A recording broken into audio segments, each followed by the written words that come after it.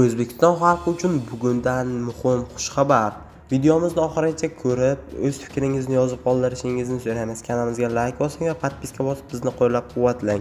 2026-yil 1-yanvardan boshlab chiqindi olib ketish xizmati uchun yangi to'lov tartibi joriy etildi. Endi aholidan faqat amalga ko'rsatilgan xizmat uchungina haq olinadi va barcha to'lovlar onlayn amalga oshiriladi.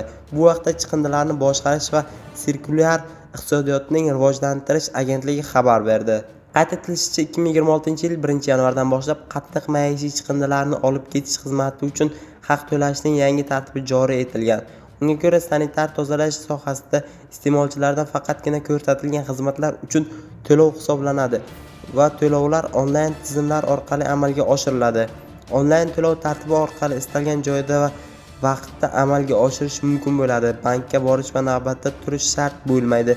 Hisobni oson tekshirish va nazorat qilish, to'lov cheklarini onlayn yuklab olish, xizmat ko'rsatish jarayonida shaffoflikni ta'minlab, xizmat uchun noqonuniy to'lov undirish mumkin bo'ladi. Undirilgan mablag'larni kirim qilmasdan o'zgartirish holatlarini bartaraf etish orqali sohada yashirin iqtisodiyot hamda korrupsion holatlarni oldini olishga xizmat qiladi.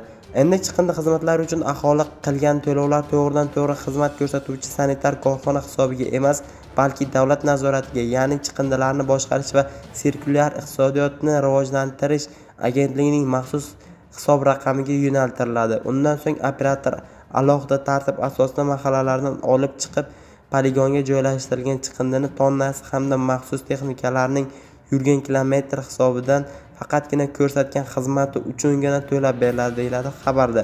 Qolaversa, har oy xizmat ko'rsatuvchi sanitar korxonalar faoliyatini baholab borilib, qizil, sariq va yashil toifalarga ajratiladi. Bu vaqtda baholash korxonalari haq to'lash inobatga olinib, sifatli xizmat qilmaganlar jarimaga tortiladi va bitim bekor qilinib, biriktirilgan hududga qaytarib olinadi.